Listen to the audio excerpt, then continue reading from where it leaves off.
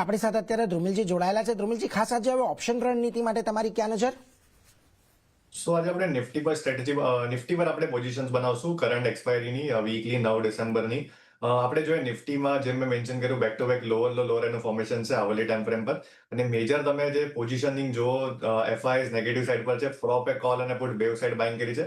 So they are expecting volatility. અને જે retail category છે બેસિકલી લોકોએ કોલ અને પુટ બેવ સેલ કર્યા છે. સો કંઈક ને કંઈક હમણાં હેજિંગની જરૂરત છે. સો નિફ્ટી પર તમે 26,050 નો કોલ ઓપ્શન સેલ કરો. હમણાં 140-145 ના રેન્જમાં છે. TCI ડેટા पे આપણે જોઈએ it is below 1. So call side પર એક્ટિવિટી થાય છે. હમણાં આપણે કરન્ટલી જોઈએ ATM સ્ટ્રાઇક્સ પર 9 કરોડનું OI પાર્ટિસિપેશન કોલ સાઇડ પર છે અને રફલી 7.5 કરોડ પુટ સાઇડ પર છે.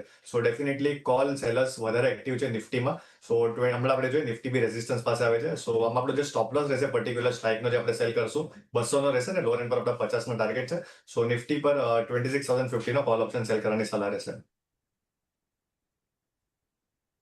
એટલે જો અહીંયાથી ખાસ કરીને નિફ્ટીની અંદર તમારે 26,500નો કોલ ઓપ્શન વેચવાની સલાહ અહીંયાથી બનતી દેખાઈ રહી છે.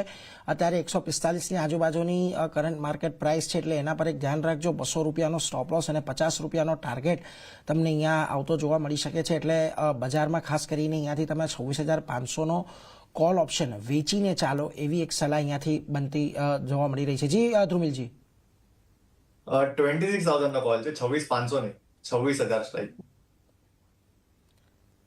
26,000ની સ્ટ્રાઇકનો કોલ છે. ઓકે, 26,000ની સ્ટ્રાઇકનો કોલ ઓપ્શન અહીંયાથી ખાસ કરીને તમે વેચીને ચાલો. 145ની આજુબાજુની કરંટ માર્કેટ પ્રાઇસ, 200નો સ્ટોપ લોસ અને 50 રૂપિયાનો ટાર્ગેટ અહીંયા આવતો જોવા મળી શકે છે. એટલે બજારની અંદર ખાસ કરીને થોડો ઘટાડો અહીંયાથી આપણને આગળ વધતો દેખાય એવી અપેક્ષા અત્યારે બનતી દેખાઈ રહી છે. પરંતુ એની સાથે જ આગળ વધ્યા અને અન્ય સ્ટોક પર ચર્ચાની શરૂઆત કરીએ તો જુઓ આજના દિવસે જે સ્ટોક્સ દરેક જગ્યાએ ચર્ચામાં છે એ ઇન્ટરગ્લોબ એવિએશન